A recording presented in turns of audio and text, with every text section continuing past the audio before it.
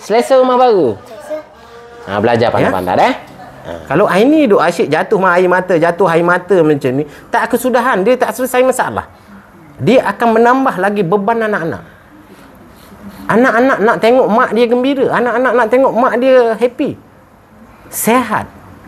Tapi bila kita tunjukkan keadaan macam ni, kita lemah. Macam mana anak kita nak kuat? Sebab kita ibu yang lemah. Bila ibu lemah, anak-anak jadi lemah. Kita nak anak kita kuat, kita kena tunjuk kita punya kekuatan. Beranak boleh, tunjuk Aini kuat. Ya?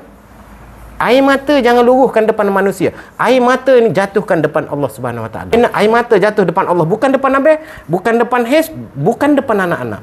Jatuhkan air mata Aini depan Allah. Ya? Orang lain tak boleh tolong Aini dah. Habis boleh tolong setakat ini saja. Ya? Allah yang boleh tolong Aini. Merayu dengan Allah, jatuh air mata depan Allah. Boleh?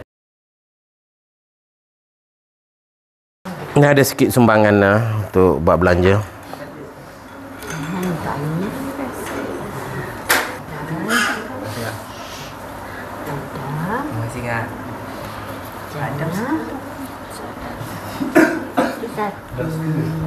Ini satu lagi nanti bagi ni yang tidur tu.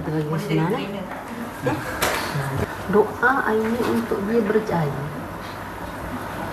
Macam mana harapan Aini masa melahirkan dia? Lepaskan dia, lepas tu dia kejar cita-cita dia. Dia berjaya, dia jaga Aini, dia jaga adik-adik. Tugas Aini adalah doakan anak-anak. Boleh? Kita doa, Aini pun doa juga. Ya? Lah ayah balik dulu. Ya. Ya. Kami pun balik dulu tahu. Terima kasih. Kami sebagai tamu. Terima kasih banyak-banyak. Sama-sama. Setelah 4 hari tinggal di homestay, akhirnya Abel dapat juga rumah sewa yang sesuai.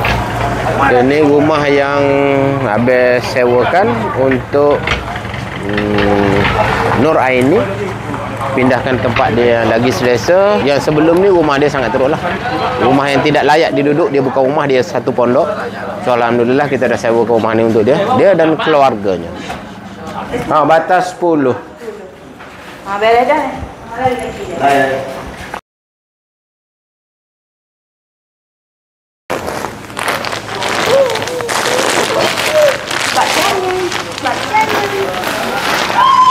Terima kasih JKM Pasir Putih atas tindakan memindahkan bantuan JKM dari suami kepada Nur Aini.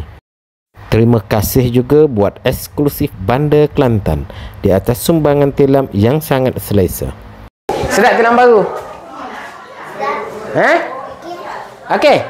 Selesa? Adik selesa? Baru best dapat tilam baru, rumah baru dah.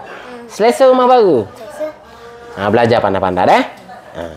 Dia lari dapat nombor 1. Lari dapat nombor 1, periksa pun dapat nombor 1, 2, 3. Sebab itu dah dapat nombor 3 kan. Fight untuk dapat nombor 2. Lepas tu fight lagi untuk dapat nombor 1. Pandai anak ya. Lagu mana Haikal rasa adik boleh tidur selesa gini, mama boleh tidur selesa gini. Rasa happy ke tak? Happy tak? Adam, rasa happy tak? Happy. Ibat, nak gimana? Nak tidur sini? Nak tidur dengan kakak Jannah? Ayah. Tak nak lah. Aduh lah Ibat. Ibat turut bertepuk tangan tanda bersyukur kerana keluarga ini telah gembira. Orang ni pula Abel Junior ni pun sibuk lah.